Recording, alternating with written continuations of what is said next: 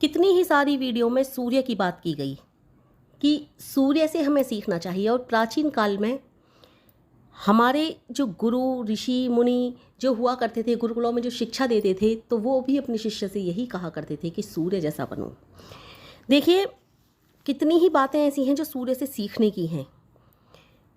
जहाँ हमें बुराई नहीं लेनी है, केवल अच्छाई लेनी है, गंदगी नहीं देखनी है, अच्छाई को ग्रहण करना है, बुराई को छोड़ देना है। और उन सभी बातों का वर्णन भी नहीं कर सकती। न जाने कितनी ही चीज़ें ऐसी हैं जो हमें सूर्य से सीखी जाती हैं, और इनकार भी नहीं कर सकते, क्योंकि सूर्य का हमारे देश की संस्कृति से गहरा संबंध है। हम लोगों को दूसरे देश वालों ने सूर्य नमस्कार करते हुए देखा है और कहा है कि ये लोग तो ईश्वर सूर्य को ही मानते हैं, लेकिन ऐसा नहीं है। उन्हें पता ही नहीं, हम सूर्य से केवल गुण सीखने वाली बात करते हैं। परमपिता परमेश्वर तो एक है। वे समझ ही नहीं पाए कि आर्य लोग सूर्य को नमस्कार करते हैं तो इसकी पूजा करने के लिए नहीं, इसको ईश्वर मान करके नहीं, किंतु इसके गुणों को अपने अंदर धारण करने के लिए। इसलिए मैं गायत्री साधकों से सदैव कहती हूँ कि सूर्य के रास्ते पर चलो, आर्य जैसे बनो। आर्य का मतलब क्या होता है? आर्य का मतलब श्रेष्ठ होता है। श्रेष्ठ बनो, अपने आप को श्रेष्ठ बनाने की कोशिश करो, अपने अंदर इसके गुणों को धारण करो। पुराने समय में बालक जब गुरुकुल में जाता था तो उसे गुरु आज्ञा देता था, सूर्य के पीछे चलो, तेरी शिक्षा तेरे जीवन का आदर्श सूर्य हो।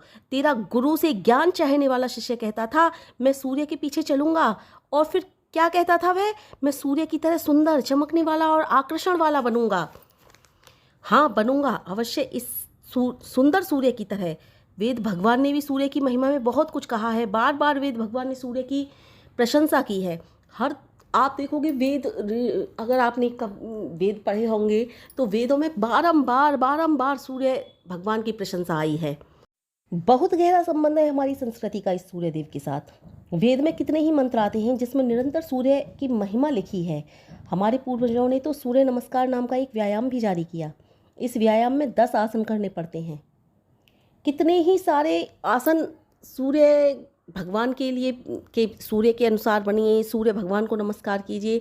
लेकिन लोगों ने क्या समझा? हम सूर्य को ही परमपिता परमेश्वर मान लेते हैं। लेकिन देखिए, जो हमें कुछ देता है, जो जिसके अंदर गुण ही गुण हैं, जिसमें जो अवगुणों को छोड़कर गुणों को धारण करता है और सदैव हमें देता है, लेने की वो कभी चेष्टा भी नहीं करता, और लेता भी है तो वो भी हमें समय पर वापस कर देने के लिए कि इस समय तुम ये व्यर्थ कर रहे हो, इस समय तुम्हारे काम का नहीं है, लेकिन जब तुम्हारे काम का होगा तुम्हें मैं वापस कर दूंगा। जैसे कि फैला हुआ धरती पर पानी, समुद्र का पानी, खारे समुद्र से अच्छा पानी, मीठा पानी ले लेना और हमें समय पर वापस कर देना। तो इस तरह से वो सब कुछ वापस करता है, तो उसे भगवान की श्रेणी में गिना जाता है। भगवान कौन होता है? भगवान मनुष्य भी बन सकता है अच्छा कर्म करके, लेकिन परमात्मा परमेश्वर नहीं बन सकता, उसके जैसा बन सकता है।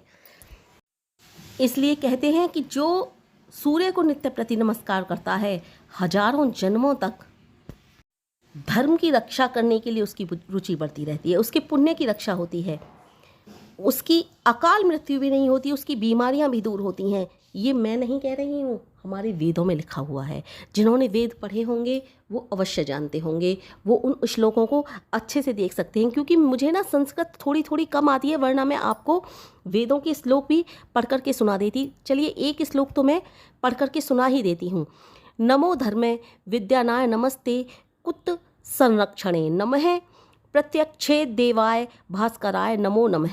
अर्थात बार बार सूर्य को नमस्कार करने वाले का धर्म बढ़ता है, धर्म में उसकी रुचि बढ़ती है, उसके पुण्य की रक्षा होती है, उसे भगवान के भी दर्शन हो जाते हैं। एक और श्लोक पढ़ करके सुनाई देती हूँ। अकाल मृत्यु हरणम सर्व व्याधि विनाशनम सूर्य पादोदकम तीर्थे जठरे धारयाम्यम हम। अर्थात उसकी अकाल मृत्यु नहीं होती, उसकी सभी बीमारियां दूर हो जाती हैं। आप देखोगे सूर्य के प्रकाश के ही कारण न जाने कितने सारे रोग शरीर से खत्म हो जाते हैं। ऐसे रोग मनुष्य को, शरीर को खोखला जो कर देते हैं, खराबियां होती हैं ना, सूर्य की किरणें से उस शरीर से वो रोग बाहर निकल जाते हैं। सूर्य के साथ मनुष्य का गहरा संबंध है। इसलिए कहा है कि अच्छे मार्ग पर चलने वालों, अच्छे मार्ग को पाने वालों, सूर्य के गुणों को अपने अंदर धारण करो, उसके पीछे चलो। सूर्य के बहुत सारे नाम हैं, सूर्य सबका मित्र है। उसके लिए कोई पराया नहीं है। सब, ये देश ही नहीं, सारे की सारी दुनिया उसकी अपनी है।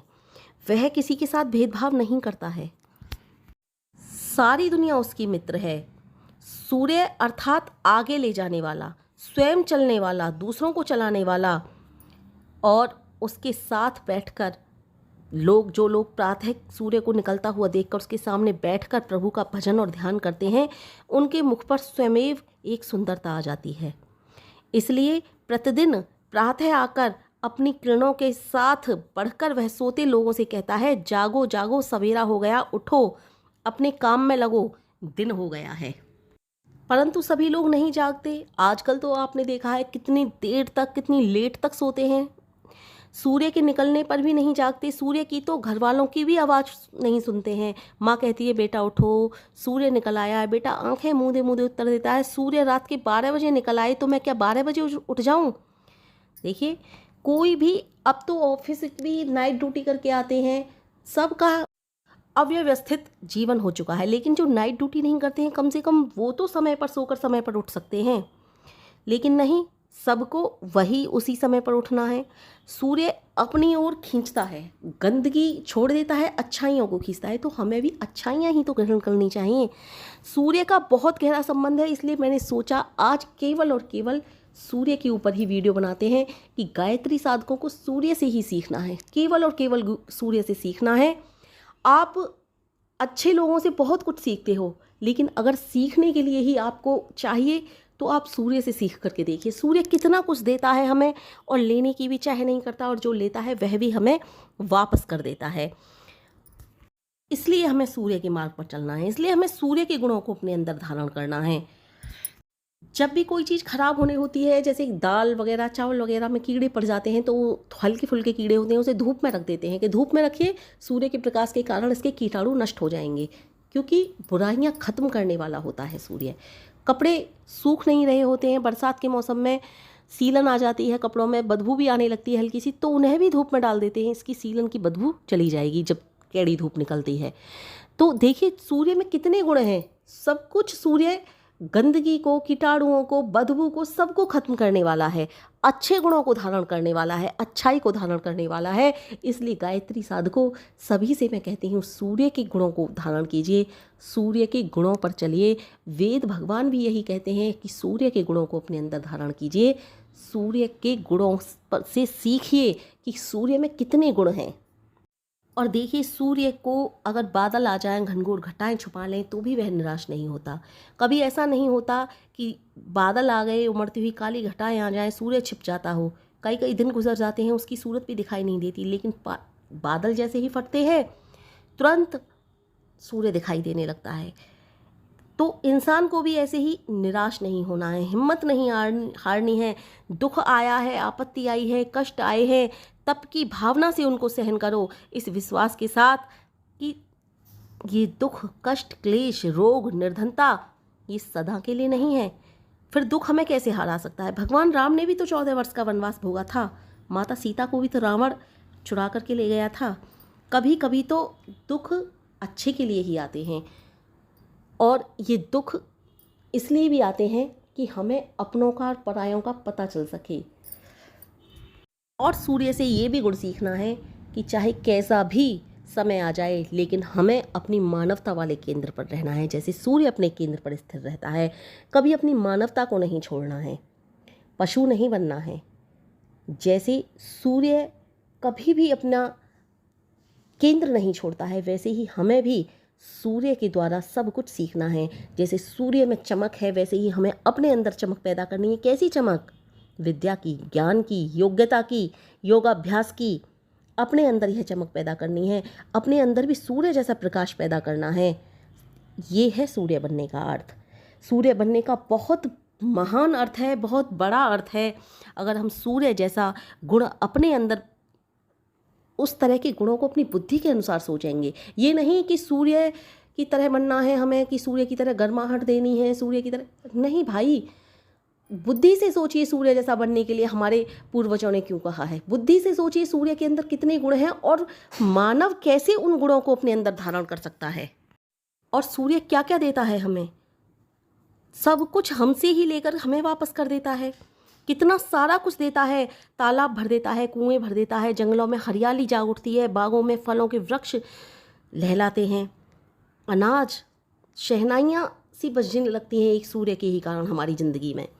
तो हमें भी सूर्य से ही ये सब सीखना है कि दौलत तो खूब कमानी है, और कमाने के बाद उसे तिजोरियों में, बैंकों में और मकानों में, तहखानों में नहीं भरना, भूमि के गड्ढों में नहीं करना।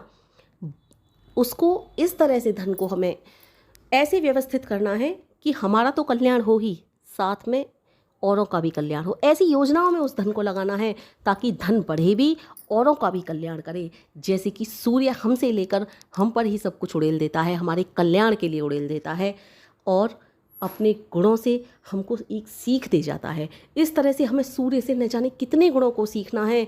सूर्य का हमारा गहरा संबंध है। अपनी बुद्धि के द्वारा, विवेक के द्वारा हमें सूर्य जैसा बनना है, सूर्य जैसा महान कार्य करना है, सूर्य जैसी चमक पैदा करनी है। सब कुछ अपनी बुद्धि और विवेक से सोच करके हमें सूर्य के गुणों को अपने अंदर धारण करना है। तभी हम महान व्यक्तित्व के धनी हो सकते हैं और सच्चे अर्थों में मानवता के गुणों को पूर्ण रूप में अपने अंदर धारण कर सकते हैं।